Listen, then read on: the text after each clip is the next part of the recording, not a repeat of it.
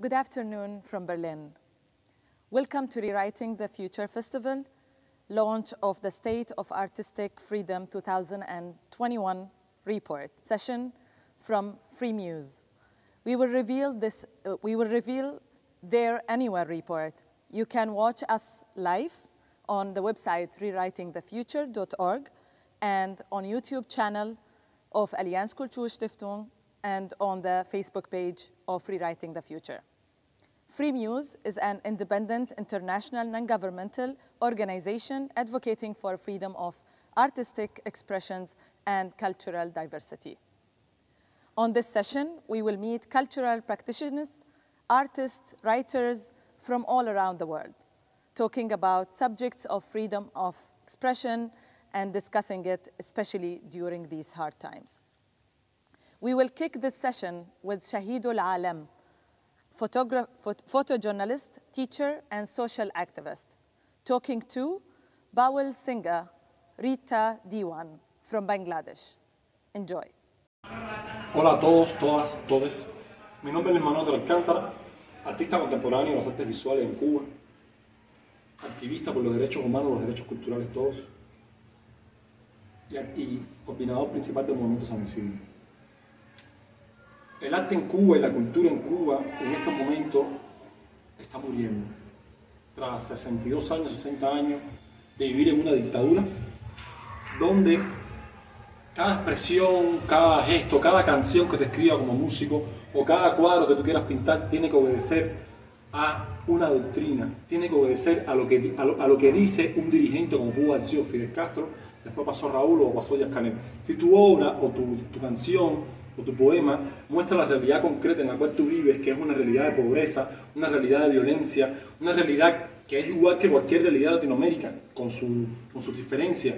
Si tú muestras eso en tu obra, y eso no es precisamente lo que el régimen quiere mostrar para la opinión internacional, eso te cuesta que tu familia tenga miedo a hablar contigo. Imagínense que tu mamá y tu papá tengan miedo que tú seas su hijo. Imagínense que tu amigo tenga miedo de que tú seas su amigo. Tu familia tenga miedo que tú seas su familia. Tu novia o tu novio, tu pareja tenga miedo de tú ser su novio. Eso empezando por ahí. Segundo, como dice Tana Bruguera, vivimos en un sistema donde no solamente es la censura de una institución o la censura de una galería o que un libro no te lo publican. Estamos hablando de cuando tu obra conecta con la realidad y logra darle soluciones a la gente, te cae todo un aparato militar, de inteligencia militar, para matarte, literalmente a nivel social. Y tú dirías, pero en otras realidades del mundo a los activistas, a los periodistas los secuestran y los matan. Es que aquí nacemos muertos. Aquí la gente no sabe exigir su derecho. Aquí la gente vivimos como fantasmas, vivimos como muertos, vivimos como zombies, sin derechos, sin saber que podemos optar por una vivienda digna, que podemos optar por simplemente vivir en un mundo que no sea lo que dice una persona, y si vas en contra de eso, que te cueste prisión, inclusive la muerte. Y eso significa ser artista constatador en Cuba. Significa que mi trabajo, mi dibujo, es categorizado de terrorismo. Significa que mi trabajo de arte, de performance, me ha costado alrededor de 40 veces en un calabozo.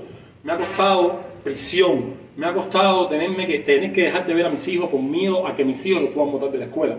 Y todo eso está justificado por parte del régimen con que atentas contra su revolución. En esa realidad vivimos nosotros, los artistas cubanos. La máxima expresión de la represión cultural en Cuba es el decreto 349. Es un decreto que el régimen firmó en el año 2018, donde te impide, como artista independiente, tener una voz propia, tener un espacio independiente para ti, y te pena inclusive con prisión por tú en tu casa poder mostrar una obra tuya, invitar a 4 amigos. Búsquenlo. ¿Cómo podemos ayudar al arte independiente y el arte que activa contenido en Cuba y el arte que verdaderamente tiene una posición política, tiene una posición de cambio en Cuba, y que estamos hablando simplemente de un performance, un artista, un fotógrafo, un pintor, una poeta, un músico, que simplemente lo que hacen es en su música, en sus canciones, en su obra, reflejar la realidad de proponer cambios para bien, desde la paz, desde el amor. ¿Cómo podemos ayudar a esas personas que el régimen va donde ellos y le acaba con la vida? muchos curadores, muchos coleccionistas, muchos directores de museos, muchos editores de libros, personas del mundo de la música, cuando entran al país casi siempre quieren negociar con el sistema a través de las instituciones del sistema y se dejan contar todas las historias que el sistema quiere contar. ¿Qué cosa significa ser independiente para el sistema? ¿Qué significa ser activista por los derechos humanos por el sistema? Todo, la mayoría de las personas que entran a Cuba caen en el cuento del sistema. Nosotros los artistas independientes tenemos que luchar contra la represión de un aparato militar, pero también para promover nuestra obra. Entonces, nosotros también queremos ser artistas, queremos también que nuestra obra, nuestro mensaje, que es un mensaje también universal, de amor, de apertura, de entradas, de familia, queremos también que en el mundo se conozca, como pudiera tener el sueño cualquier artista. Y tras vivir en una dictadura donde tenemos que gastar el 80% para poder hacer nuestro arte, gastar el 80% de la energía con tropas militares, con asesinos, literalmente psicólogos, lo único que pedimos es que nos reconozcan, que nos busquen y nos promuevan nuestra obra también a nivel internacional. Gracias, estamos conectados. We apologize for the wrong video that it's supposed to be Shahidul Alam, but we listened to the Cuban artist Luis Manuel Ortega Alcantara. And now we're going to listen to Shahidul Alam, photojournalist, teacher, and social activist, talking to Bawal singer Rita Diwan from Bangladesh. Talking to Rita Diwan, she's a very well-known Bawal singer from Bangladesh who was persecuted for having offended religious sentiments. Stay with us. Itapa, আপনারা তো বাউল গান গান, গলা ছেড়ে গান গান। আজকে এই আলাপে আমরা মন খুলে কথা কম। অবশ্যই। সেইখান থেকে শুরু করি। এই যে বাউল গান, আমরা তো গান হিসাবে বুঝি। আপনার কাছে এটার অর্থটা কি? আমার কাছে অর্থ যারা সাধু, যারা বাউল হইছেন, বাউল অর্থ বাতাস, উল অর্থ সন্ধানকারী, অর্থাৎ বাতাসের সন্ধানকারী। আমার ভিতরে যে বাতাসটা যায় এবং আসে, ওই বাতাসের সন্ধানকারী করতে হবে, অর্থাৎ নিজেকে নিজে চেনা জানা, তাকে বলা হয় বাউল।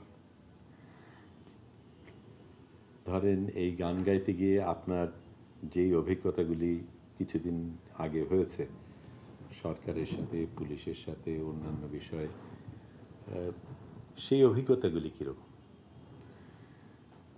সরকারের সাথে, পুলিশের সাথে যে বিষয়গুলি হয়েছে, এখন আমি কোন দিকে বলবো আর কোন দিকে যাবে সেটা আমি জানি না, কারণ এখন তো আমি দোষী হয়ে গেছি, শুধু বাংলাদেশে না সারা বিশ্বের মধ্যে দোষী হয়ে গেছি। আমি বলবো যে সরকার যে আমার নামে 4টা মামলা হয়েছে, এটা তো অবশ্যই সরকার দেখছে, তাই না? এখন আমি এতটুকু বলতে চাই যে আমরা তো বাউল গান করে খাই, আমরা তো সত্য কথা বলি, মানুষের কথা বলি, নবী রাসূলের কথা বলি, হাদিস কোরআনের বাইরে বলি না। আমরা সত্য কথা বলে যদি আমার মামলা খেতে হয়, তাহলে যারা আরও বাউল আছে, যারা দার্শনিক, কবি, তারপরে হলো লেখক ও সাংবাদিক, যারা আরও গভীর থেকে সত্য কথা বলবে, তাদের অবস্থাটা কী হবে? আমার অভিজ্ঞতা, যখন আমি লুকায়ে থাকছি, 1 দিন 2 দিন না তো, বেশ কয়েকদিন, আমার মনে হয় এর সাথে জেল খাটাও ভালো। লুকিয়ে থাকার সাথে, রাস্তাঘাটে থাকার সাথে, এর সাথে কারাগারে থাকলে মনে হয় আমার তাও ভালো হইতো। মানে আমার এত কষ্ট হয়েছে। যখন 4টা মামলা হয়ে গেল আমার নামে, তারপরে থেকে তো সরকার প্রত্যেকটা থানায় সারা বাংলাদেশে মেসেজ দিয়ে দিছে, রীতা দেওয়ানের নামে কোনো পারমিশন চলবে না। অন্য শিল্পী নেন, সমস্যা নেই, পারমিশন দিয়ে দেবো, কিন্তু রীতা দেওয়ানের নামে কোনো পারমিশন চলবে না। অনেক বায়না রাখা ছিল, 70-80টা বায়না রাখা ছিল, কিন্তু কোনো গান করতে পারি নাই ওই সিজন থেকে এই সিজন পর্যন্ত। কারণ আমার ফ্যামিলিটা চলে গানের উপর, আর আমার গানটা যদি বন্ধ হয়ে যায়, আমার চলা কিভাবে চলতে পারি বা কিভাবে থাকতে পারি, এটা তো আপনি অবশ্যই বুঝতে পারেন। একটা তো পেট চলা স্বাভাবিক, আমাদের প্রত্যেকেরই লাগে, আপনার সংসারে চলতে হয়, তো মনেরও তো খোরাক লাগে। হ্যাঁ, অবশ্যই মনের খোরাক। যেখানে গান হয়েছে ওই কানটাকে মানে করে দিয়ে গান শুনছি, কোথাও যদি আশেপাশে গান হয়েছে একটু বরকাটা পরে গিয়ে ওই রাস্তায় দাঁড়িয়ে গান শুনছি, একটু গান শুনি, কারণ আমরা তো বাউল, কারণ গান করে খাই, এটা তো আমাদের আত্মার খোরাক। একটা মানুষ যদি একবেলা না খাইলে যেমন অসুস্থ হয়ে যায়, আমরা বাউলরা এরকম হয়ে যাই একদিন বা 1 মাস গান না করতে পারলে যে এরকম হয়ে যায়, গান হলো আমাদের একটা আত্মার খোরাক, অসুস্থ হয়ে যায়। আপনার ধরেন এর মাঝখানে আমরা এই আপনার কেসটাকে নাকচ করার জন্য একটা চেষ্টা চলছিল, এবং সেটা করতে গিয়ে আপনার একটা বিশেষ অভিজ্ঞতা হয়েছিল। কি হয়েছিল এবং আপনার সেটা করতে গিয়ে আপনার কাছে কীরকম লাগছিল? চিটাগাংয়ের যে মামলাটা, মানে বলার কোনো ভাষা নাই, এখনও বলার ভাষা নাই, তখন ভাষা ছিল না, আমি হারিয়ে ফেলছিলাম সব ভাষা। কারণ যখন আমাকে বলতেছে যে আপনাকে আমি কেস উঠাইতে পারি, তবে আপনার মুসলমান হইতে হবে। আমাকে কেন, আমি কি মুসলমান না? কয় হ্যাঁ, আপনি তো নাস্তিক হয়ে গেছেন, আপনি তো ইহুদি হয়ে গেছেন, আপনার সাথে কথা বলে আমাদের চলে না। তারপরে কথা বলি, কারণ আমার রাসূল বলছে একটা মেহমান আসলে তার সাথে ভালোভাবে কথা বলতে হবে। আমি কই মানে তখন আমার মানে কষ্ট লাগতেছে খুব, যে কী রে, আমাকে আবার মুসলমান বানাইতে হবে। আমাকে কেন, আমাকে কীভাবে মুসলমান বানাবেন? আমি মুসলমান না, আমি তো মুসলমান কর না, আমি নামাজ পড়ি, রোজা করি, আমি শরীয়তের আইন মেনে চলি, আমার বাবা মা 14 পুরুষ মুসলমান, আমি গান করি, তাতে কি হয়েছে? আমার পালা ক্ষেত্রে, আমার অভিনয় ক্ষেত্রে যেটা চলে আসছিল আমি সেটা বলছিলাম। আমি তো সঠিকভাবে ডাইরেক্টলি আল্লাহকে শয়তান বলি নাই, আগে পিছনে যে কথাগুলি ছিল ওই কথাগুলি যারা ইউটিউবার কথাগুলি কেটে কেটে মাঝখান থেকে নিয়ে নিয়ে তাদের চ্যানেলকে দাঁড়া করানোর জন্য, তারা টাকা কামাই করার জন্য এইভাবে তারা ছাড়ছে। আসলে আমি ওইভাবে বলিনি, আমার ফুল রেকর্ডিংটা আপনি শুনেন, আমি বলতেছি। কয় শুনছি, আপনি তো বলছেন তারপর আপনার এই মুসলমান হইতে হবে। আমাকে কীভাবে? কয় তোবা পড়বেন, আপনি কলেমা পড়বেন। আমাকে কেন এগুলো পড়তে হবে? কেন আমি পড়ি না। কয় এখন পড়লি সমস্যা কী? আমাকে এখন পড়লে, আমি তো সর্বক্ষণ পড়ি, আমি স্টেজে যাওয়ার সময় পড়ি, শুয়ে থাকি তখন পড়ি, যখন ঘুমাই যাই তখন তোবা পড়ি, নবীর কালেমা পড়ে তারপরে আমি ঘুমাই যাই। এখন পড়তে হবে, লোক দেখানো বিষয়টা কি? হয় এইটাই আপনাকে করতে হবে। যখন এটা বললো, একটা হুজুর ডাক দিয়ে নিয়ে আসলো, আমি মানে বুকটা ফেটে কান্না আসতেছে যে আমি একজন মুসলমান হয়ে আবার নতুন করে ওনার মতন একজন মানুষ আমাকে আবার, সে আমাকে মুসলমান বানাইতে চেয়েছে। হ্যাঁ, সে আমাকে কলেমা পড়াবে। একজন হুজুর ডাক দিয়ে নিয়ে আসলো, আর 2 জন অ্যাডভোকেট ছিলেন, তারপরে আমি আর উনি, 4 জন ঘরের মধ্যে। উনি যে মোল্লা, ওই মোল্লা আর কি বলতেছে আপনি তোবা পড়েন। সবাই সাথে সাথে বললাম, তো বললাম, কিন্তু তখন আমার চোখের পানিটা চলে আসছে, এটা বাস্তব কথা, কারণ আমি তো মুসলিম, তাই না? মানে আমার আনুষ্ঠানিকভাবে এটা করতে হবে। আমার ভেতরে যদি শয়তান কি থাকে, বাহিরে লোক দেখানো এটা করলে হবে না। আর আমি বাহিরে যাই করে আমার ভেতর যদি পরিষ্কার থাকে সেটাই তো করতে হবে। তখন আমার অ্যাডভোকেট সাহেব বললেন আপনি করেন, সমস্যা নেই, ওনারা আনুষ্ঠানিকভাবে ওনারা করবে, করুন। তখন ওইভাবে করে আসলাম। তবে আমার মনে হয় সবচেয়ে আমার কষ্টের দিন ওইটাই ছিল। আমার খুব খারাপ লাগছিল যে আমি একজন মুসলমান মানুষকে, কিন্তু পুনরায় আবার এটা করতে হইলো। ওরা আমাকে কত ছোট করলো, বললো আপনি ইহুদি হয়ে গেছেন, আপনাকে আবার কলেমা পড়াইতে হবে, তোবা পড়াইতে হবে, এই কথাটা বলছিল তখন। আপনি তো নিজে ভুক্তভোগী, এই কষ্টের ভিতর দিকে আছেন, কিন্তু আপনার নামে যে এই অ্যারেস্ট করার কথা হয়েছে, এটার কারণে অন্যরা যারা গান গায়, আরও তো অনেক শিল্পী আছে, তাদের উপর কি প্রভাব পড়বে আপনি মনে করেন? আমি মনে করি যে আমার উপরে যেটা প্রথমে চলে আসছে, তাদের উপরে তো পড়তে পারে, পড়বে না যে এরকম তো কোনো কথা না। যেহেতু আমার উপরে চলে আসছে, তাদের উপরেও পড়বে, শুধু তারা না, বাউলরা না, যেখানে আরও সাহিত্যিক কবি যারা আছেন, যারা ছবি আঁকেন, যারা সাংবাদিক, এদের উপরেও আসবে। আমার মনের এটা ভাবনা যেটা আমার উপরে চলে আসছে। তো এই যে ডিজিটাল নিরাপত্তা আইনে যে আমার নামে 4টা মামলা হলো, এটা হলো কেন? আমার একটু জানার দরকার, কেন হইল এটা? আমি তো খারাপ কিছু বলি নাই, আমি তো অশ্লীল কোনো কাজ করি নাই, আমি তো খারাপ কোনো কিছু বলি নাই। আমার ছিল প্রশ্ন এটা শাহ আলম সরকারের কাছে, যে কেন এটা হইল।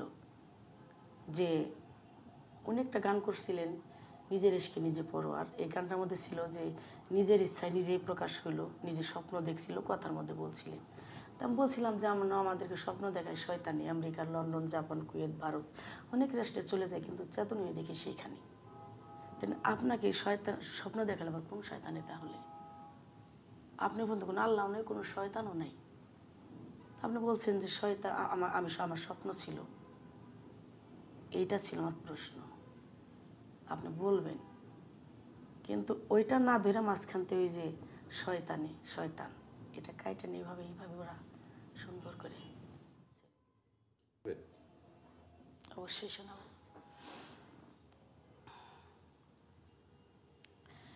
শীষ দিয়া বিষ ঢাইলা দিলি রে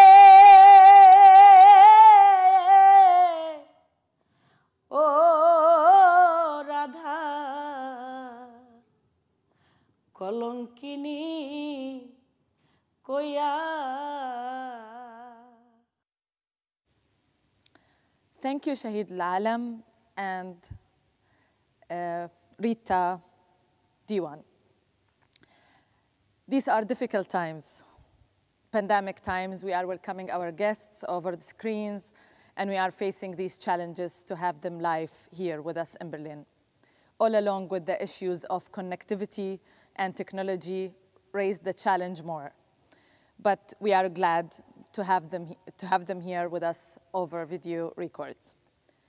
Please welcome with me Dr. Shuruk Amin, Freemuse Executive Director, presenting to you 2021 report.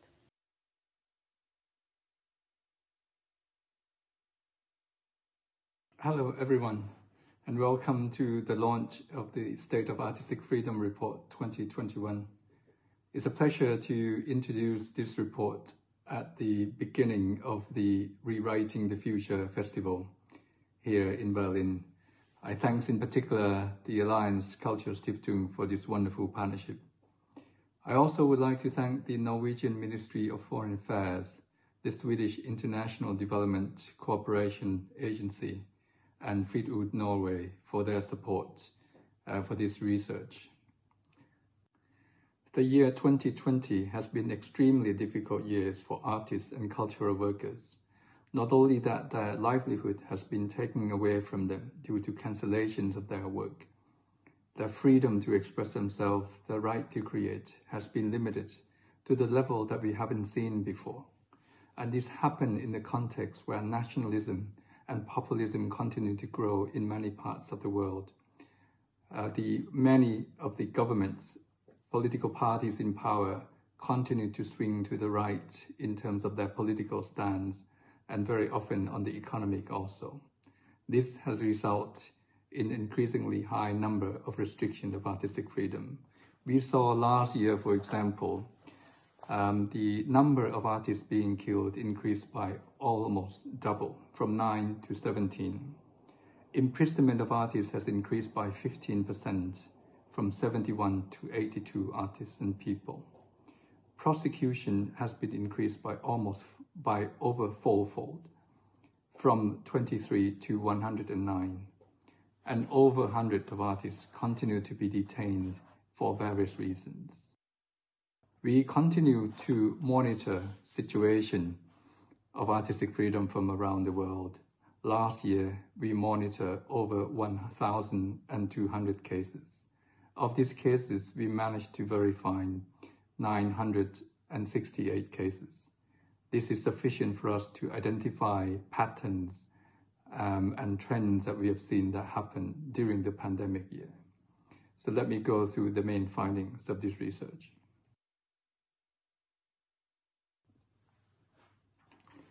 We found that there has still been a very high number of violations of artistic freedom in almost all categories of arts, and this affects men, women, children, and everyone who has the right to express themselves artistically.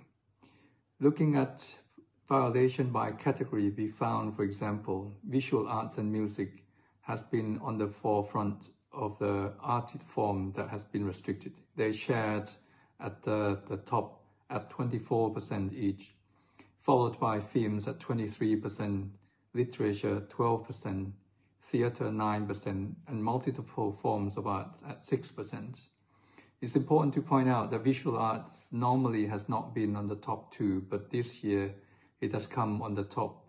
And this is mainly because of our visual artists, particularly cartoonists, has been one of the prime targets during the pandemic year due to their work of questioning, criticizing, and opposing government policy, both related to lockdown and those that are expressed in generally, not directly related to COVID-19.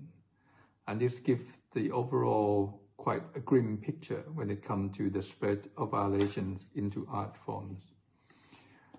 Looking at the level of imprisonment, this has also increased roughly by 15% compared to the previous year. And we've seen quite a wide spread of countries that continue to prosecute and imprison artists.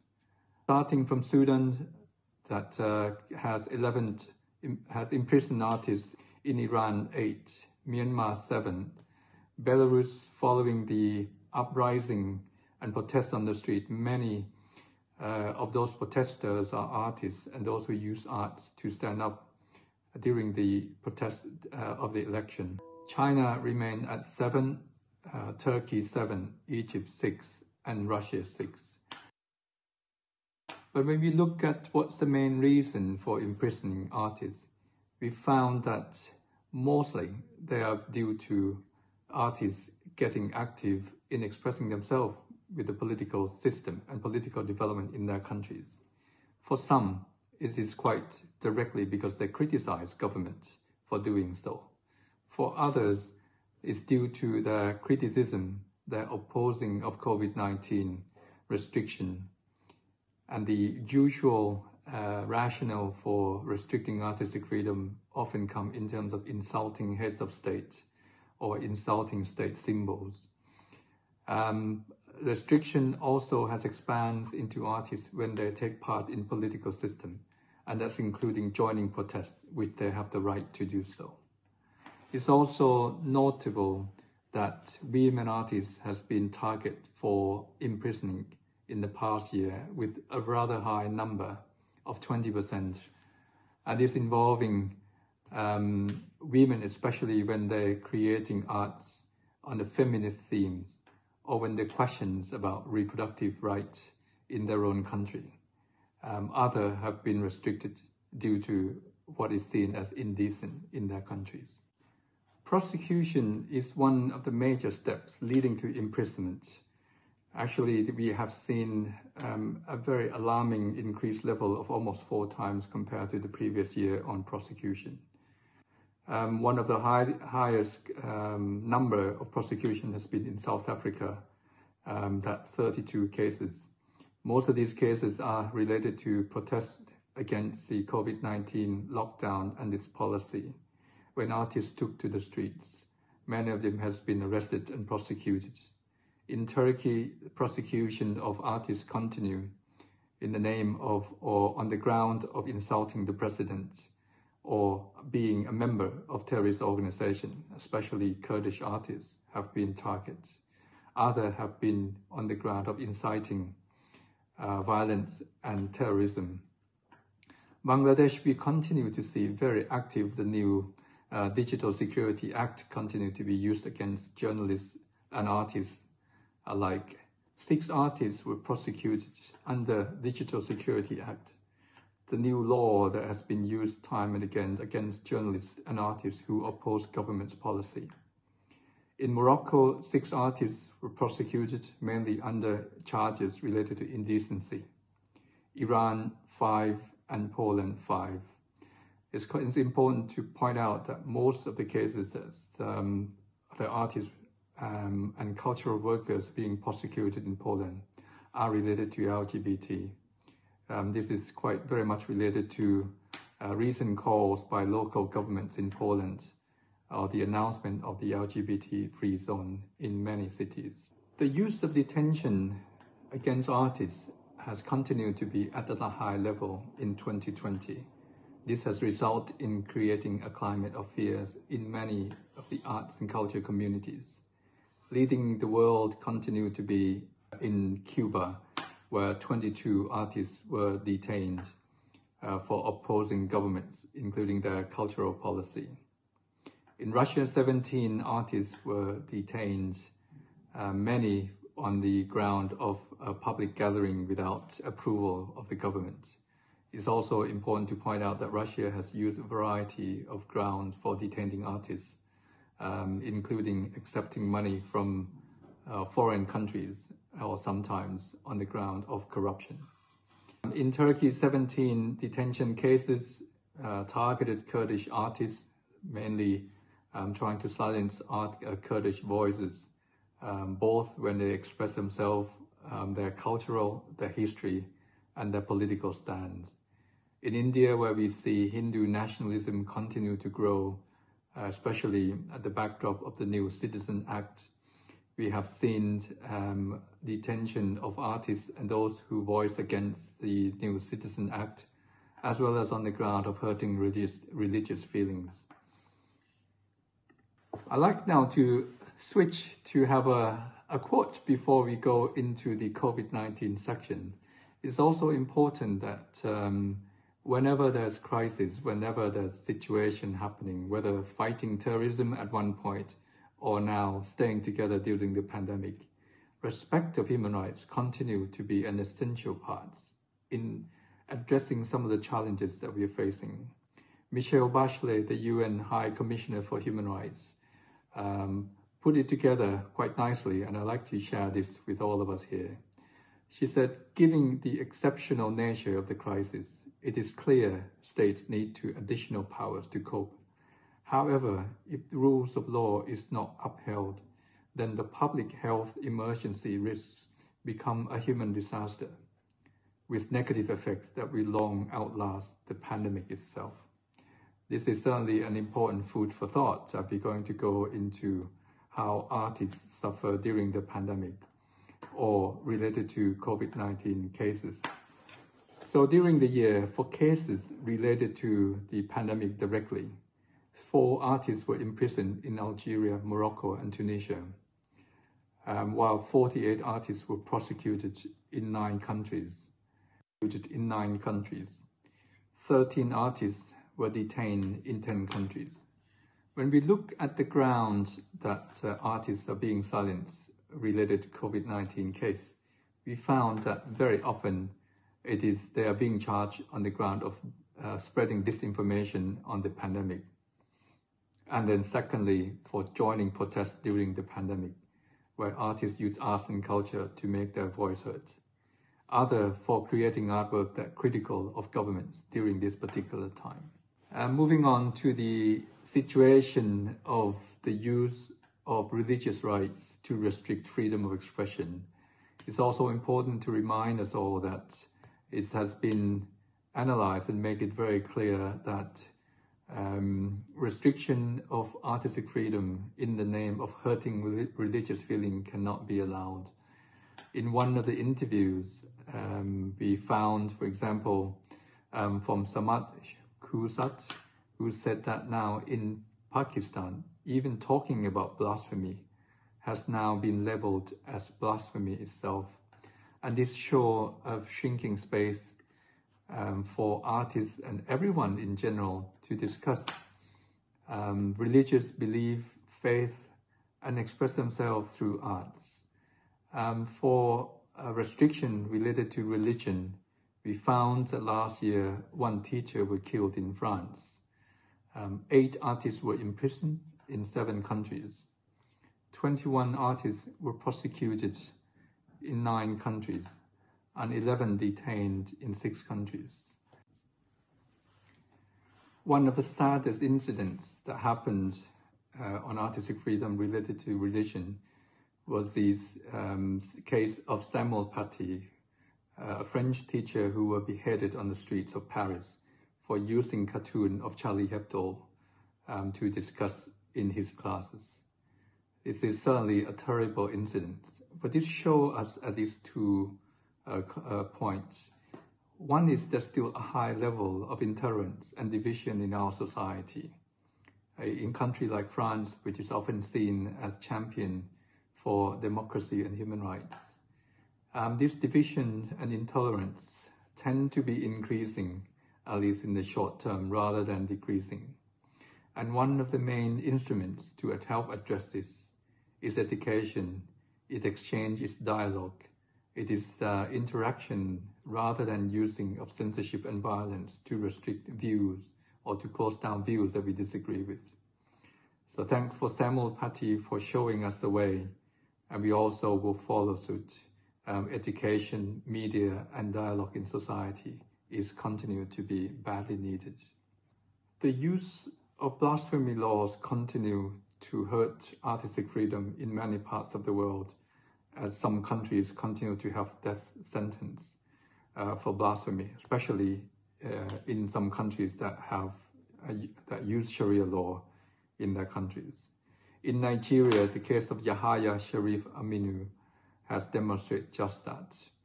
The gospel singer sang one song and posted on WhatsApp. As a result, he received death sentence. His house were burned. He had to go into hiding. He had 30 days to make an appeal, but no lawyers were willing to accept his case. We were fortunate that while we campaigned for this particular case, a human rights lawyer in Nigeria agreed to accept and make the appeal just in time before he was hanged. The case is still ongoing, and we will continue to campaign in support of Yahaya.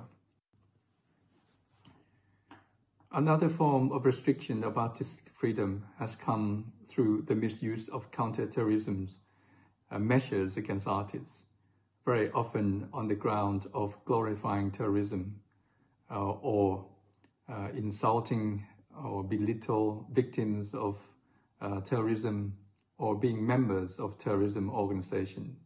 And this has disproportionately affected artists from minority background in a significant way. We have looked in and found that at least 8 countries have misused anti-terrorism measures against artistic freedom. And these countries are Bangladesh, Egypt, Jordan, Saudi Arabia, Serbia, Spain, USA, and Turkey. And in 2020, 43 artists have been affected by this misuse of anti-terrorism measures. In Turkey, for example, Group Yorum, one of the very famous bands, where 5 members are still imprisoned. The 2 members of the band were on hunger strike and passed away last year. Both of them were charged on terrorism-related charge. In Egypt, Shadi Habash died in prison last year. His crime was to produce music video for Rami Assam and others. He was charged on anti-terrorism related grounds. When he died, he was found that there's hand sanitizer in his stomach, and medical support did not arrive in time. And this is one of the cases of death in custody, which has continued to be in the high number in Egypt. Women continue to be restricted their artistic expression and their right to creativity. Last year, we also recorded quite a high number of restriction of women artists. Very often this comes into restriction on the ground of indecency, which account about 1/3 in the past few years. We have also seen increasing attack of women artists when they campaign for women's rights and other feminist issues. Other gender-based violence, online and offline, continue to grow in so many parts of the world. Restriction on reproductive rights, protests on abortion laws continue to be one of a sticky point for many. While men artists who call and support women's rights have also been targets. For example, Mehdi Rajabian, who also produced an album in support of women's rights to sing and dance, he also become a target from now house arrest into other form of restriction. We've seen last year 16 artists imprisoned in Sudan, Iran, and Egypt because of their call and stand up for women's rights. 4 artists being prosecuted in Bangladesh and Iran. 4 artists being detained in Congo, Egypt, and Kuwait. And 3 artists were attacked in Afghanistan, Austria, and Poland. One of the artists who lost their life for standing up for feminist causes and other women's rights issues has been the Mexican artist and feminist Isabel Cabanilla de la Torre died, who basically being shot on the chest while cycling. Her crime was simply because she expressed herself artistically and stand up for women's rights. LGBT artists and LGBT art themes continue to be targeted in many countries around the world. Last year, Freemuse launched a report on LGBTI and artistic expression in the city of Krakow in partnership with the city. This is a very much welcome effort. What we found in this report is that whether or not you are in countries with laws or without laws that criminalize homosexuality, artistic freedom related to LGBT are still not safe. We found again this year that 52% of violations actually took place in countries with no laws that criminalize homosexuality. That is more than countries with laws that criminalize homosexuality, which stand at 48% in 14 countries. But when we look at the figures in 2020, we found that 1 dancer was killed in South Africa related to their LGBT expression. 3 artists were imprisoned for these causes in China, Morocco, and Russia. 13 artists being detained in Russia, while 7 artists were prosecuted in Poland, Russia, and Sri Lanka. One story to share with you is the story of Sarah Hegazi. Sarah is a lesbian in Egypt. She has been waiting for quite some time before she planned to make an announcement to the world who she is. When the rock band Mashuraila came to play in Egypt, she carried the rainbow flag, as you see in the picture. At the end of the concert, she, among other 70 concert goers, were detained. Many of them were sentenced into prison. While in prison, Sarah was sexually abused. So while a number of organizations have campaigned for her release, she later was found a place and received a refugee status in Canada. While the plan was to start new life in Canada, her post-trauma syndrome has caught up on her, and she killed herself last year on the 14th of June. Moving to the last part of our presentation, censorship in 2020 continued to be at a high level, with 289 cases of censorship were monitored and documented, affecting 469 artists, artwork, events, and venues. It's important to note the increasing number of online events and expressions, especially during the pandemic year. It's interesting to point out that 1/4 of censorship is now happening online, including digital film streaming platforms. And this reflects very much on reality during the pandemic, where arts and culture have gone digital. The challenges faced when it comes to artistic freedom is that social media's company continue to use community standards as criteria for censorship. That is to do what is allowed and not allowed to be seen on their platforms. Freemuse and other partners have called on social media company to use international human rights standards rather than arbitrarily private company standards, which will affect everyone's right to free expressions. We also called on social media company to increase and grant access to right to appeal when contents are being taken down, and also for social media company to promote transparency by declaring the number and reasons for content being taken down and make those information public. Looking at the overall number of censorship last year, we found that the main reasons for censorship continue to be on political, followed by indecency or minority-related issues stand at 10%, LGBT at 9%, racism at 8%, women and religion at 7% and 6% accordingly. In this report, we have made a number of recommendations for governments, for UN, regional, intergovernmental bodies, the media and civil society. We believe that all parties need to work together to realize the right to freedom of artistic expression.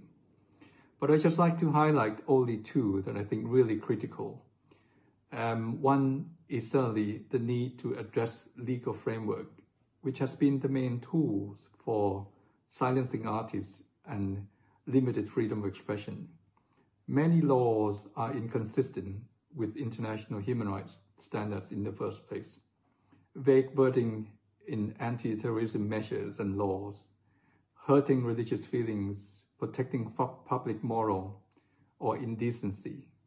These are some of the problematic challenges legal framework that we need to address. Secondly, we also urge governments to work with civil society, artists, cultural workers to develop strategy and action plan to protect artists, to ensure their safety and of artists and audience. And this will be two important steps that we could take forward together to realize and fulfill the right to freedom of expression.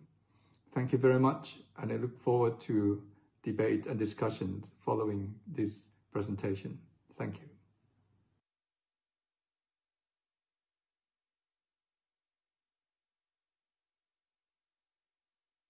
Thank you, Dr. Pripat.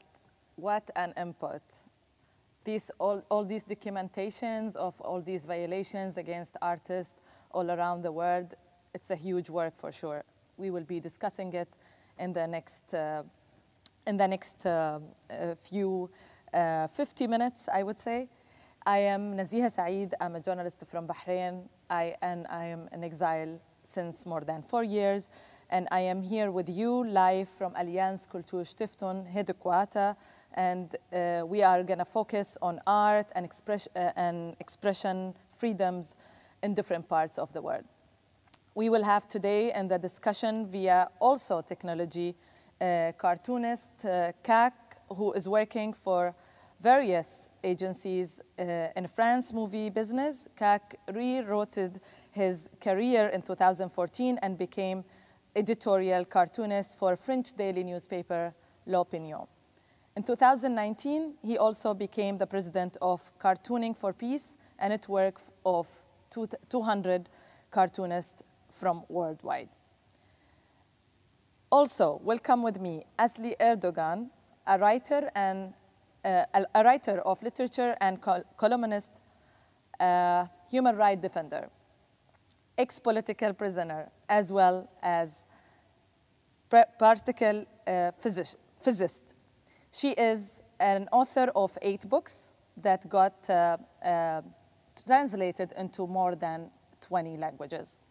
She was arrested in 2016 for her collaboration with the pro-Kurdish newspaper Ozgur Gondam. Also, please welcome with me Kuwaiti artist Shuruk Amin, who is mixed media, interdisciplinary artist and published Anglophone poet in purpose of instigate positive change in society. Amin explores and expresses and portrays Arab psycho-political taboos, issues in her art and poetry. Amin's art regularly has been banned in her native Kuwait, but she is resilient and constant to uncensor and to deliver the message, to defy hypocrisy in Arab society and push hypocritical, dogmatic ideologies toward more tolerant, just, and accepting future. In a presence with me, I have Christian Mia, Executive Director at Reporters Without Borders, Germany branch, advocate for freedom of press, freedom of information, and a human rights defender, and a former journalist. Welcome. I'm happy and honored to have all this variety of cultural practitioners, artists, and journalists with me here today in this virtual stage. Please stay with us over the Alliance Culture YouTube channel and also the website of rewritingthefuture.org and also the Facebook page of Rewriting the Future. I will start with Shuruk today from Kuwait. Shuruk, Kuwait is a cultural production and highly depend on religious and moral norms. Art has constantly been securitized through the lens of Islam and public morality. While artists who are vocal about issues related to women, who criticize different segments of society, just like you, face censorship and legal prosecution. Mrs. Amin, do you want to share with us today and with the audience your experience? Well, what happened to me in 2020, it was the second time it happens in Kuwait, for me personally, which is that the Secret Service, the Ministry of Information, Ministry of Commerce, and the police all entered the gallery. I was having a solo show, and they entered the gallery, physically removed the paintings from the walls, asked, you know, where is the artist who did this? And thereafter locked the gallery, and they were going to wax it with the red wax. And of course, as you know, as an artist, the gallery is not mine. I have been invited to exhibit there only. So the censorship of my exhibition and my work was having these ripple effects on everyone around me as well, starting with the gallery itself. I was investigated. I was, you know, I was watching the videos earlier, and a couple of statements came to mind, which I really relate to, which is persecuted for having offended religious sentiments. And in my case, it was, I offended religious sentiments. I offended the patriarchy, of course. I offended the government for their political hypocrisy. They called my work blasphemous. Back to religion again.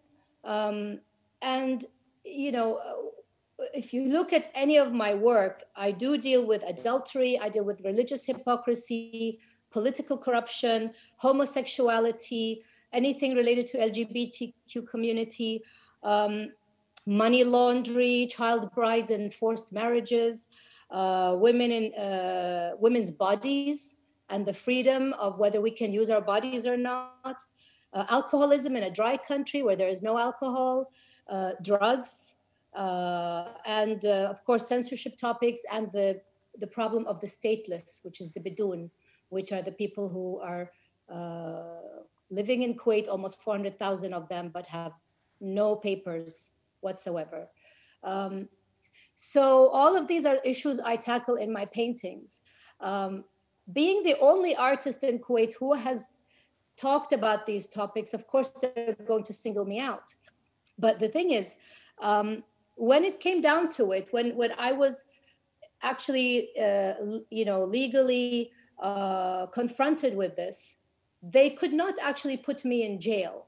They could not actually find anything within the legal, you know, ramifications that they could pinpoint on me, because everything I did was within the Constitution of Kuwait. And this is a very gray area, because the Constitution of Kuwait is a very good constitution, but there is the loophole of it follows the Sharia law.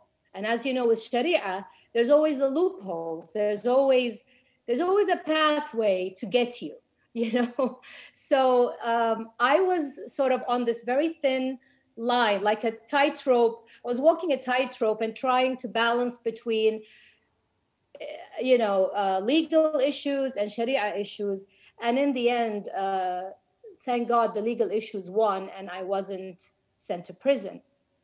However, there is a different form of persecution in Kuwait, which is underground. So my name is blacklisted everywhere. If you try to publish anything with my name in it, they will ask you to remove me from the book before they will publish it for you. I'm not allowed on TV. I'm not allowed on the radio. I can't show my work anywhere. And this rippled actually to Saudi Arabia because I was supposed to be in an auction with a gallery that exhibited in Saudi Arabia, and the people there told the gallery owner to remove my work from the auction. So it had regional ramifications for me as well. Of course, there are personal ramifications with my children being bullied in school, them having to hear words about their mother, very, very hurtful, really disgusting words about me. Yeah. My family, you know. So there's many things to get into. I don't want to take up too much of your time with the details of it, but definitely it's no one else is doing it. No one else wants to go through all that. No one else wants to be watched. You know, my social media is watched by the Secret Service here. My phone is tapped. It's all underground. It's not like I'm behind bars, but they're trying to, you know, instead of beheading my neck, they're trying to stop my voice, stop my vision, sort of, you know, cut off my hands in a way, you know, metaphorically speaking. We're sorry to hear that, but we are sure that you are not silent, and we can see that you are not silent as well. And you are, if you are not welcome to exhibit in Kuwait, then you are welcome here with us today in this festival, and also I'm sure there is other countries that will welcome your art. That will lead us to Turkey, where blasphemy as well is a ground of hurting religious sentiment, still pose extreme threat to freedom of expression. Recently, protests broke out against the controversial administrative appointment at one of the Turkey's most prestigious universities, has quickly spiraled into police violence, arrests, and serious threat to, it was a serious threat to the President Erdogan's regime. Students at the university are pushing back against the regime on campus, but also connecting their pledge to the overall disintegration of democratic norms in the country. Mrs. Asli, for you, this incident is a turning point. How is that?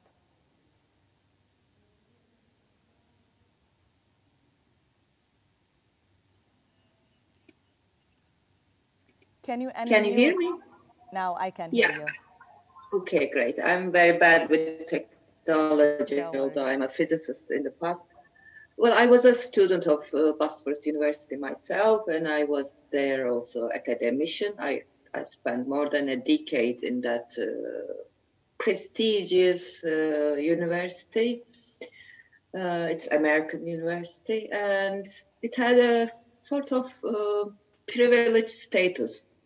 I was a student back in the junta years, just right after the junta, and the police never entered. Bosphorus University was untouchable, maybe because it was also not such a big threat in their eyes. It was highly intelligent, well-behaving kids we were. So I think this is a really turning point, that such a innocent demonstration, which is a constitutional right, protest, turns into such a show of violence, and plus all the other issues like blasphemy on religion and an attack on LGBTI is brought in, almost pushed in, because these are not actually, this protest was not about LGBTI rights or anything. It was just against the newly appointed director. So I think this is a symbolic turning point of the Turkish society, who's supposed to be secular, or I would use the term laïque, because it's the French model that's implemented in Turkey, not the Anglo-Saxon, has taken a U-turn. We are becoming more and more an Islamic state. That's what this demonstration and the police violence against it is saying. And you can't even protest your appointed director. That's what they told us. And there was a very symbolic, it looked like an awkward, very amateur installation. But one policeman put handcuffs on the entrance of the university. I think this is the photo of today's Turkey. Handcuffs in the door of a university, a very respected university like our Oxford or something like that. It's a simple. Yeah, it is a very, I think it's very symbolic, but it is crucial. And I mean, Turkey is a difficult country to talk about. It has many conflicts. And I think the general portrait of Turkey, as far as I could judge in the European press, is actually much more positive than it actually is. And I'm thinking about the reasons behind that. What is really happening in Turkey is so much swept away or even normalized. What would you expect from Turkey?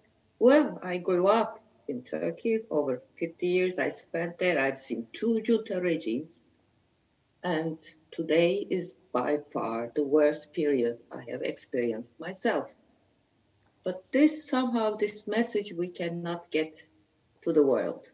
They just don't want to hear. But that's why we are here. That's why we are here today, and you are here today to tell us more about it. And also, we will come back to you about this. Also, extremist and sensitivity to religious sentiments pose extreme threat to human life, with Parisian French teacher Samuel Paty beheaded over the use of Charlie Hebdo cartoons. This topic is not new for France. How does these events affected freedom of expression in the French state? Can you tell us more about it? Hello, everyone. Thank you for having me. First of all, we all have to remind that Islamic terrorist killings in France and everywhere in the world actually doesn't especially focus only on artists. I'm going to speak about the consequence of freedom of expression, freedom of speech, of course, but it's a much wider fight.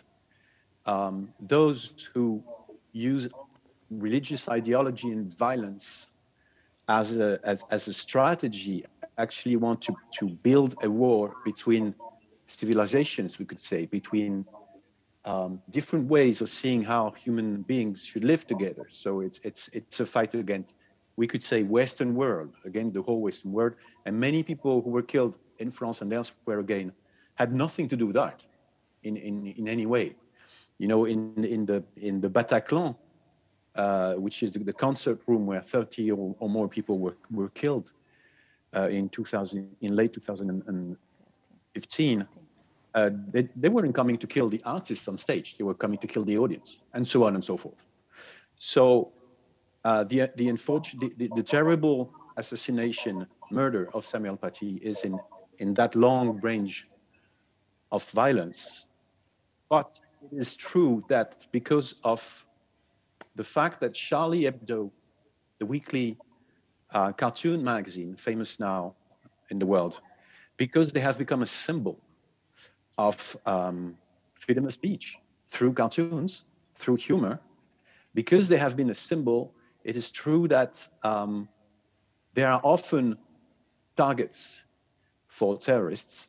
Everybody heard about the horrific murder of Samuel Paty, but you have to know that since 2015, on a regular basis, some suddenly crazy terrorists tries to find them. A few weeks before Samuel Paty murder, actually someone attacked the former officers of Charlie Hebdo, who have moved now, but the guy didn't know. So he attacked their former officers with a kind of an axe, a meat axe, and hurt people who were working there, who had nothing to do with Charlie Hebdo. So because they are a symbol, it's very much about Charlie Hebdo themselves. Although we have other papers publishing cartoons, we have other papers publishing cartoons about religion, but it's always about them because of the symbols they have become. And to answer your question now, very specifically, the consequence about freedom of expression, there is the things that you can see that are obvious. So obviously the government said, we will fight. We strongly support teachers who want to teach freedom of expression, including using cartoons, including speaking about freedom of expression and religion. All the newspapers published a tribune saying we all fight for that. So that's the visible part. But of course, there's fear. And we're speaking about teachers all over France in their little schools or big high schools or whatever, in very different territories, some territories where this is not an issue because religion is not really present. And when it is, it's not in a conflictual stage, but also territories where religion, and specifically the Islam, the radical part of Islam religion is present. And for these teachers, well, it's nice to hear they will be supported, but they are really afraid because what happened to Samuel Paty technically could happen to any of them, because if someone suddenly decides to pick a knife and come and cut your throat, how are you going to defend yourselves? You know, policemen cannot be at the entrance of every school. So it is true, and I'm almost done for that part. It is true that at Counseling for Peace, where we work with all kinds of schools to teach tolerance, human rights, and living together to students through cartoons, we can feel that we really have, even more than in the past, we really have to help teachers to stand up and to have the courage to keep doing that. It doesn't mean you have every morning to show cartoons of the Prophet, Mohammed, of course, but they have the courage of still trying to teach freedom of speech, including about religions, in the schools. Yeah. And that terrible attempt puts that attempt in danger. Yeah, thank you. Mr. Mia, RSF or ROG are watching closely the situation of all these countries and also documenting violations against freedom of expression and freedom of press. You have been focusing on some of the big cases that took the intention and the attention of the world. Can you tell us more about it? Yeah, thanks for having me. No, I need a mic. Yeah, thanks for having me, and I'm very grateful being in this launch event with Muse, because I think listening to the numbers of the Muse report, that you really see very much how closely linked are the right to freedom of information, right to freedom of the press, and the right to freedom of artistic expression, because almost all the countries which we heard about are countries where Reporters Without Borders actually has to work on.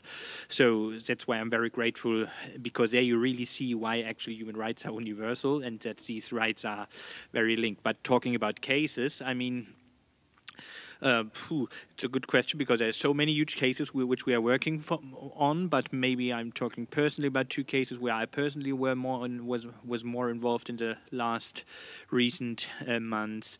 Is one actually which is closely linked actually to the case of Adli Erdogan as well, because what happens to Reporters Without Borders as an organization, actually defending the rights of others to use their granted rights, to a growing extent happens to us as well that we have to defend our own, because in Turkey our own representatives, Erol Önderoglu, who is our long-term representative in Turkey, he faces himself actually a prison sentence exactly because of the same thing which Asli Erdogan is confronted with, is actually for having taken part in the solidarity action at Özgür Gündem newspaper. And I was almost, he has now for 5 years, since 5 years he is on trial in Turkey. Last year, actually, we already were happy and were celebrating that actually the Turkish judicial authorities in the end said, okay, you can go, and then actually the Turkish courts decided to open up again a case, and he is facing a prison sentence because doing his work for Reporters Without Borders, because of having taken part in a solidarity campaign. And there you see that us as an organization are as well defending our own. And that's why I think there has been no, I have to say, I think there's no building which I know better in Istanbul than the so-called Palace of Justice in Istanbul, Çağlayan. I don't know how many times I've been there, mostly for just being in solidarity with our own colleague Erol Önderoglu, but for lots of other cases as well. And another huge case, because luckily our own representative and colleague is not in prison, but he's facing a prison sentence. But another huge case with huge political implications is actually the case of the brutally murdered case of Jamal Khashoggi, who has been murdered by Saudi state officials as well in Istanbul, but in the Saudi consulate. And it's a case which is so emblematic for several reasons. First of all, because of its brutality. I think there are few cases of anybody who I know and who the cases who I personally worked in, of someone who has been murdered and killed in such a brutal way. And we know, unfortunately or fortunately, we know so many details about the circumstances, and it is a state crime actually having been convicted by Saudi government. And we try to fight against the impunity, first of all for actually making the public not forget about the case, but as well that international authorities, international judicial authorities follow this case, because impunity is one of the major crimes, I would say, impunity against crimes. And that's why we on various levels campaigned for the case. We even traveled to Saudi Arabia 2 years ago, which was for us a dangerous mission, I have to say, getting so close to such a regime like the Saudi monarchy, the absolute monarchy. And we keep on campaigning against the impunity of Jamal Khashoggi, because we cannot let the Saudi regime go away with their Vision 2030, describing a nice country which in fact is a brutal absolutist monarchy, suppressing freedom of the right to artistic freedom, but as well right to freedom of the press. And journalist Jamal Khashoggi, I think it's a very emblematic case, and that's why we are working so intensively on the case, and me personally as well. Can we end with Assange case? Julian Assange is a case which I worked as well, which is a difficult case, I have to say, because Reporters Without Borders, if we talk about the Western public, very often we get applause, I have to say. But for the case of Julian Assange, is a case where we face lots of criticism as well. And I think it's good that, and there you sometimes see how difficult it was right to freedom of, how it was human rights. Julian Assange, actually the case, He's someone who is persecuted for political reasons because of his contributions to journalism. He revealed with WikiLeaks truths and evidence about war crimes of the United States. He maybe was criticized, he was criticized for some personal behavior, but this has nothing to do with what it's at stake. That someone who's persecuted because of his contributions to journalism, and he's still at risk for being extradited to the United States, and he faces their 175 years prisons. And honestly speaking, I'm sometimes shocked about the discussions here in the Western public about his case, whether you like Julian Assange or not. Yeah. But that's really not what human rights is about. Human rights are universal and they are for everybody. And we have to campaign for Julian Assange because Julian Assange is, if Julian Assange would be extradited, every investigative journalist all over the world would face the risk of being extradited because of things what journalists should do. And this is revealing the truth, is discovering, investigating the truth which very often people in power, even in Western governments, dislike. And that's why Julian Assange is such an emblematic and symbolic case. Yeah, it shows also the hypocrisy of the West world where you know, when it comes to freedom of expression. The West, there's a risk of losing credibility, and this is why the case of Julian Assange is so important, and that's why we at Reporters Without Borders, we have been the only NGO, and me personally, some days, not the whole days, really monitoring the whole extradition hearing in the United Kingdom. And honestly speaking, one final comment on this, it was really shocking, the circumstances for me. My colleague from UK, Rebecca Winton, she was mostly following it, but I was there for some days as well, and I think the conditions for international trial observers, they were so harsh. I felt more welcome, and this is no cynicism, I felt more welcome in every Turkish really show trial than and the UK extradition hearing against Julian Assange, because international observers in London, in the UK, should be excluded, and that's why it's the case Julian Assange, but as well our rights here, I would say, in the West. Interesting insights. I'm going back to Kuwait. Shuruk exhibitions were banned in Kuwait in 2012 and also in 2020. What effect does that attack on your art and on you and on your well-being, and you said earlier, on your family as well? Like, how is the effect of all of that on the whole situation? Well, honestly, when it first happens, it's terrifying. I was investigated for 3 months and I was depressed at home for 3 months. I couldn't go out. I was scared to open my phone and look at my messages. I was scared to look at my email because I was getting a lot of death threats, a lot of hate mail. I had people who came to my home and threw rocks at my window, and all I could do was close the curtain and back away. When that happens, you know, your heart beats faster, you're in a state of fear, but what are you going to do? I'm not going to go out by myself and see who it is. It could be some crazy person who's going to attack me physically. So, you know, you're in situations that are completely surreal to your normal everyday life, and it takes a toll on you psychologically. You don't have the protection of the security services. Well, I'm on the wrong side of the security and the law. So if I go to the law and tell them someone's bothering me, they're going to say, well, if you behave, no one will bother you, you know? So I can't do that. Yeah, it's very terrifying. I had to change schools for my younger children. I have 4 children. One of them was living in the UK at the time, so she wasn't as affected. But the younger ones, I had to move them to a different school. Yeah. It has its ramifications, definitely psychologically and socially.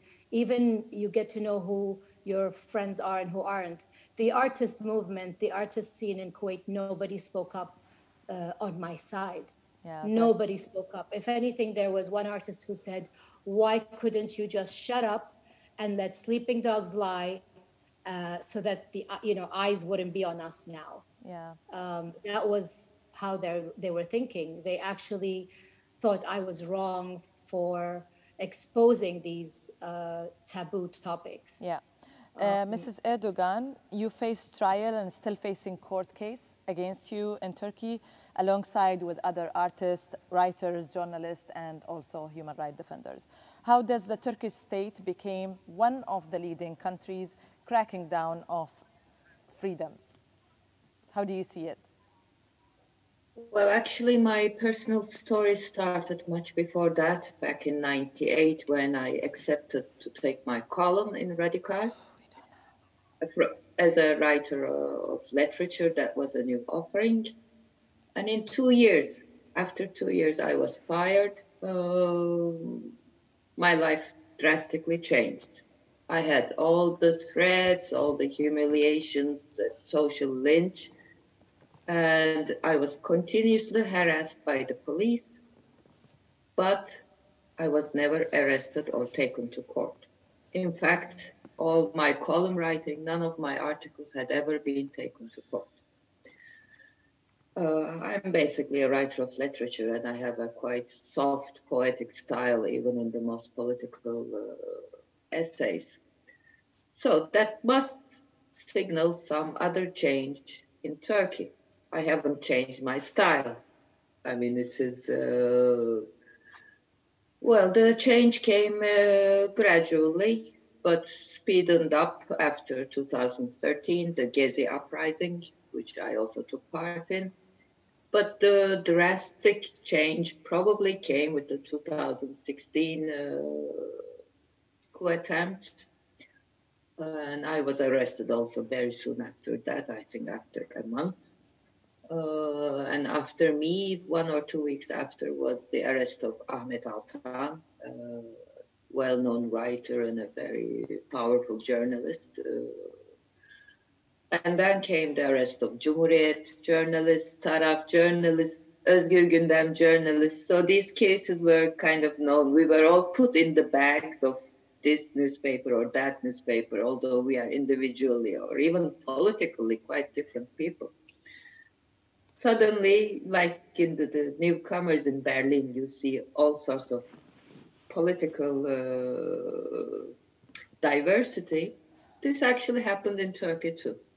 Yeah. I was a writer of literature, and I was put into prison cell with a linguist who was also a book critic and who had written on my last book, Das Haus aus Stein. Can you believe that a writer and a critic ends up in the same cell? I mean, arresting writers is a long Turkish tradition. We have over 168 writers of literature arrested in the last century. 168 is a very huge number. Yeah. But they were all just like me or like Ahmet Altan, were pinned because of their association with the press. Press is always more looked upon, and Turkish writers as a tradition also work as columnists. But it never stops there, and as the regime gets more and more totalitarian, the circle was extended. Bigger. From journalists to writers to academicians to artists to film directors to theater directors, and came to a point that no one is really safe anymore. Yeah. Thank you so much. I'm going to go very quickly to CAC about the situation in France between the Islamophobic and defending ultimate freedom of expression, creating paradoxical argument in the society. How do you see that? Well, the difficult task we have right now, and I'm afraid it's not only about France. I think it's a much wider problem, and we see that Cartooning for Peace. We monitor the threats on as you do for all artists. We do specifically for cartoonists, monitor the threats all around the world imposed on cartoonists. And we have seen that during the pandemic period, the pandemic phase, the number of threats was increasing drastically. More than 73 cartoonists received threats, really serious ones or light ones, but still in 2020 only. And why am I saying, I know I have to be short, so I will be short. Why am I saying that the situation is getting even more complicated is that in the past, as fighters of the freedom of speech, our main adversary, our main competitors were governments in, let's say, dictatorships or very hard regimes governments who would use their power, their political power, to silence all kinds of opposition, and they would include artists, of course, journalists and cartoonists in the opposition. This is traditional. We always have seen that from the very beginning of cartoons. It's a long history, and we keep fighting that. The problem we have now is that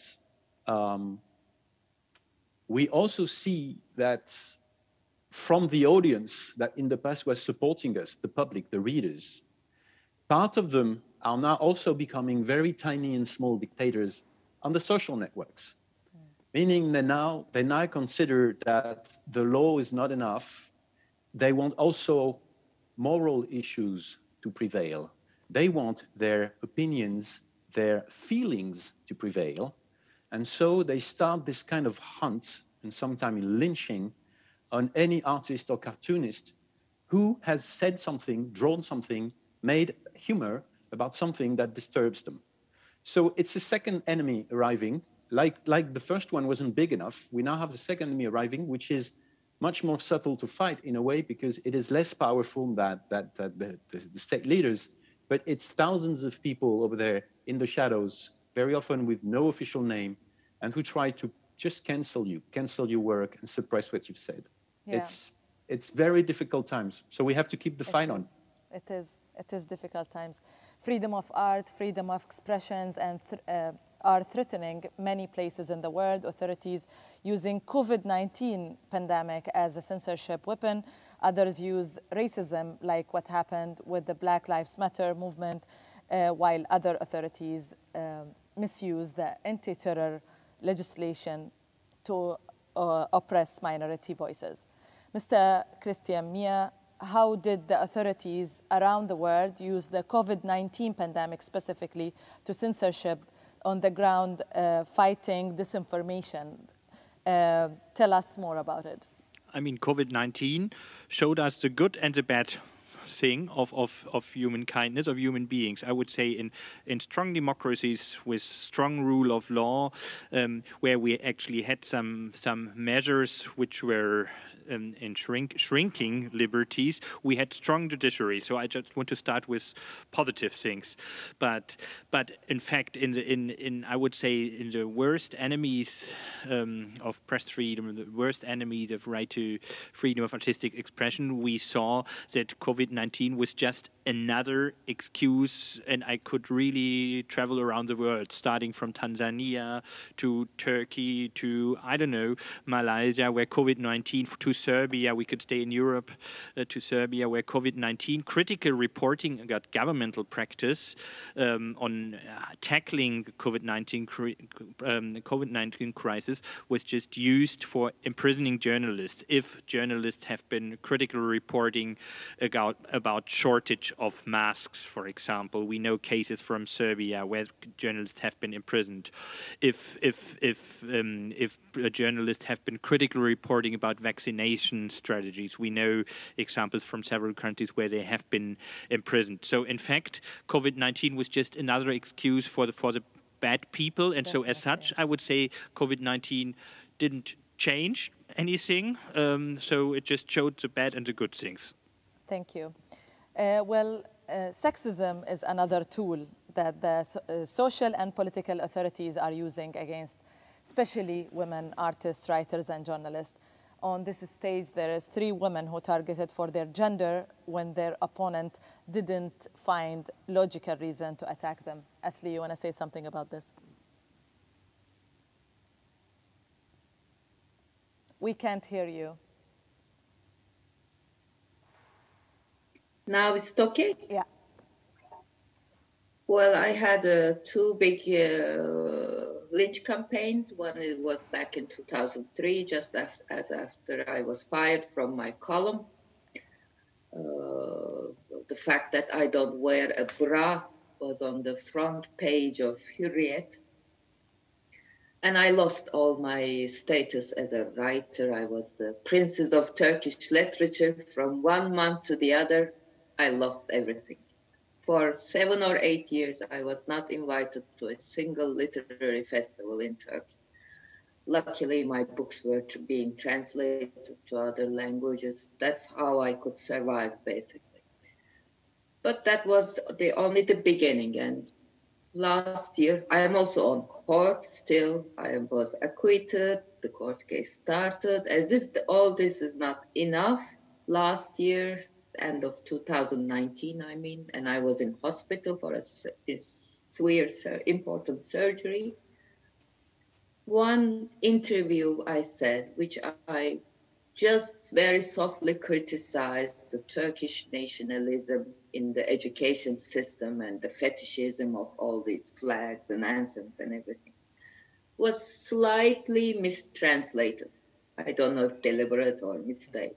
And there started a very huge lynch campaign. Within 48 hours, it became a top topic, TT, with over 1 million people cursing me. I wasn't even aware I was in hospital. And almost all the curses were below the waist level.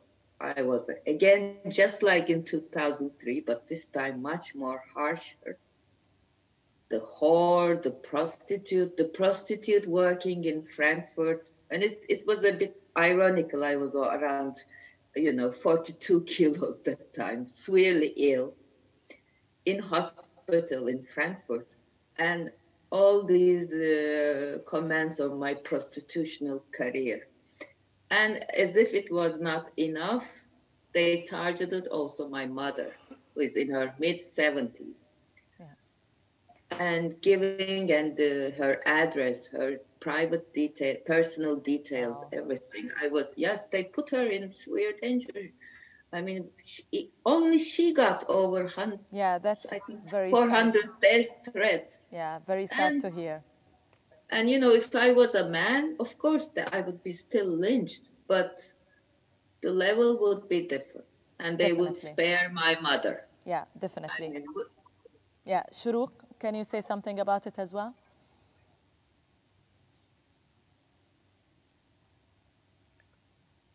Yes, sorry, I didn't hear that.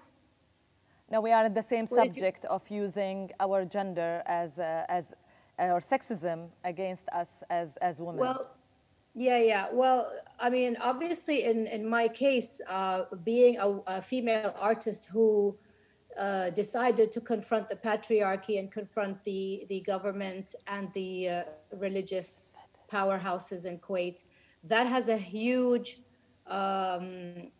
impact on how they react to my work. Maybe if I was a male artist, it would be a different reaction. I don't know, but this is definitely something that I have felt, something that has been spoken about in the country by the people who did support me or the organizations that did support me, that not only am I a female artist standing up to the patriarchy, but I'm also exposing these men in their secret form, in their diwaniyas, which is like the gentleman's club of Kuwait, where they have the absolute freedom to say and do whatever they want. I've exposed what happens behind closed doors. I've exposed them at their weakest. I've exposed them at their most hypocritical. So the fact that I did that as a woman, of course, is it multiplies the punishment for me. Definitely. As Kak and Nash said, with a lot of it is subtle and a lot of it is social lynching. Yeah. Not just the government itself or the organizations or the ministries. There is that, yes, I am officially lynching that happens on a more subtle level. Yeah, thank you, Shuruk. On this note, we come to the end of this discussion and this session during Rewriting the Future Festival. Extremely thankful for my guests and speakers today, cartoon artist from France, Kak, artist and poet Shuruk Amin from Kuwait, and journalist and writer Izli Erdogan from Turkey, and with me on the stage, Christian Mia, the executive director of Reporters Without Borders from Germany.